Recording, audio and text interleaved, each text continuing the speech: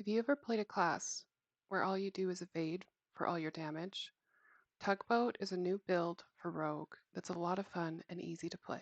As you can see here, all I'm doing is evading. I'll pop a potion for a little more damage, but as I'm grouping, everything's just pulling along and dying as I go. Here you can see I'm running Puncture. It's really fast, it melts the boss. I also have an option for just tormented bosses, and it's not a big change. All we do is switch a couple aspects because we don't need Umbrus, because the bosses stagger and die so fast. You can do tormented full carries. I've run Lilith with it. It's really strong, even just on our boss killing. Okay, let's look at our gear. So we're running Andariel's Visage, Shroud of Conduras, which makes this build work.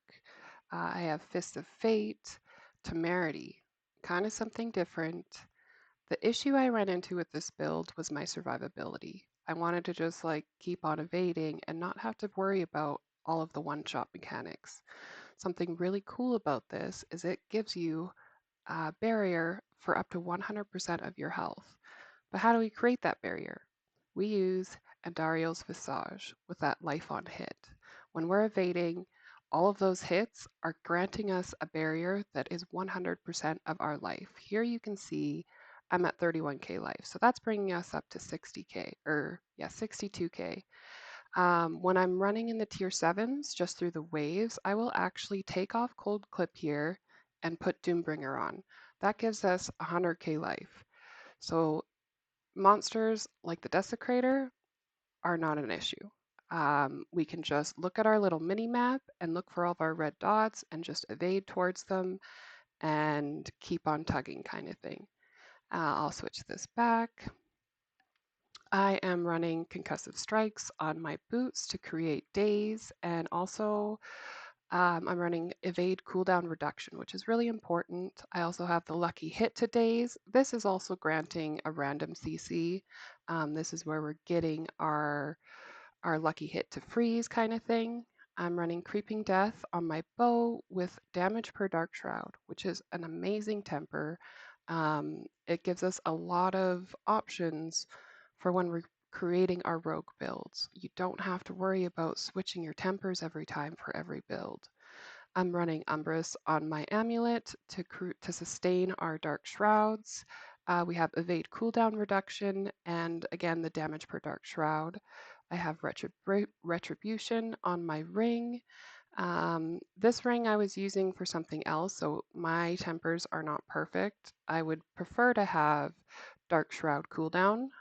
It's kind of our get out of jail free card kind of thing. If we are in a hot spot, we will just use Dark Shroud, and it gives us a 2-second immunity while after we activate Dark Shroud. I'm running Pestilent Points on my ring, and Inevitable Fate is huge. You will notice I'm going to be running a board after we go through this stuff, and all I'm doing is evading. Basically, a ring around the posy, around like masses, bosses that are like our Desecrator. So our little tugboat behind us, all of those monsters are dying. But when they hit that 35% health, they create a huge explosion um, of our poison. And so basically, our tugboat is just a nuke. And we want to have a whole bunch of ads, monsters, tugging along to be able to do huge damage to like our masses, to the Desecrator, just basically anything with a lot of health. I'm running Cold Clip. You'll notice I don't attack a lot during the waves. So that's why we can just throw on Doombringer, and then when we run into the bosses, we'll throw on Cold Clip again. So let's go through our skill tree. We're running Puncture. I am running Sturdy with Siphoning Strikes to add to our Temerity barrier. We have Shadow Step, Caltrops for the multiplicative damage, and also some Cold. We are running Unstable Elixirs for the multiplicative damage when you drink your potion.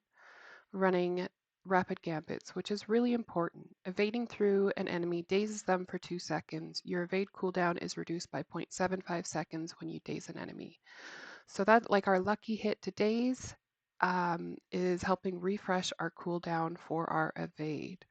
Running Smoke Grenade to add more daze, and also for the multiplicative damage, I have Dark Shroud, Exploit, Malice. I'm also running Shadow Imbue, which I will cast Shadow Imbue and then Shadow Step onto a boss kind of thing, and that'll give us the multiplicative damage to buff our Andes. Deadly Venom, debilitating, debilitating Toxins, Alchemical Advantage. Hopefully, I'm not saying all these wrong. We're running Cold Imbuement for when we have our cold clip on, Frigid Finesse. This is what makes our build work so well. So our non-physical damage, you deal an increased lucky hit chance. It basically gives all of our non-physical damage a lucky hit chance, which is proccing Andariels. So Shroud of Conjuras actually creates a big burst of shadow damage behind us when we evade, which procs our Andariels. And that's what makes this build so strong and easy to play. We're also running close quarters combat, so we are throwing puncture and then shadow stepping to activate it. On to our Paragon board. I'm still really new to making builds. I've learned from just the builds that I've played kind of thing. This board is really just geared towards buffing our Andes. So we have our control glyph here. We have Eldritch Bounty, our tracker for the poison.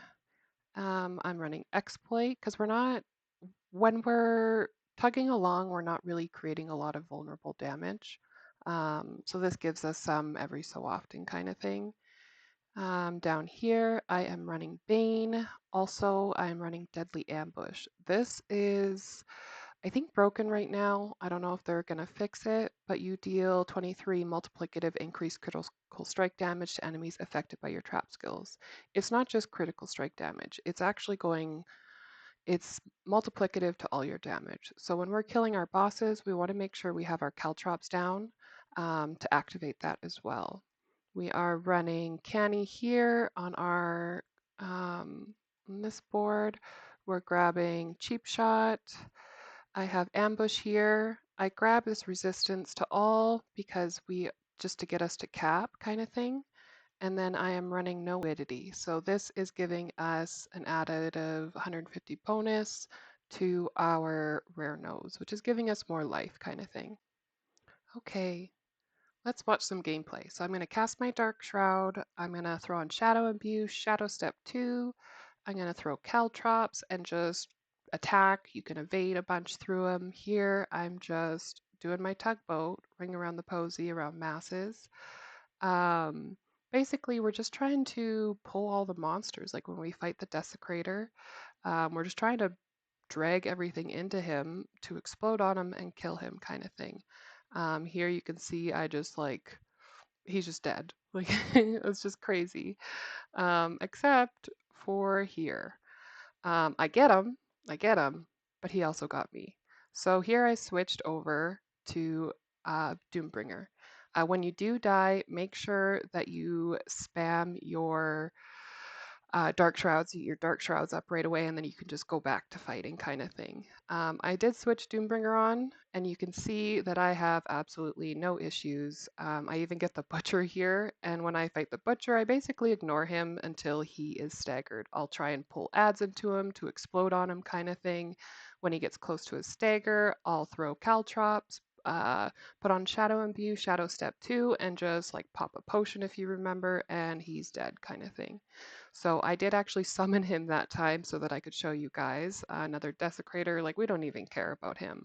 And it's kind of crazy how fast it is. So when I go into the boss room, I switch back to Cold Clip, and this build is not a meta build. It's not super fast for killing bosses. We can do tormented bosses really well.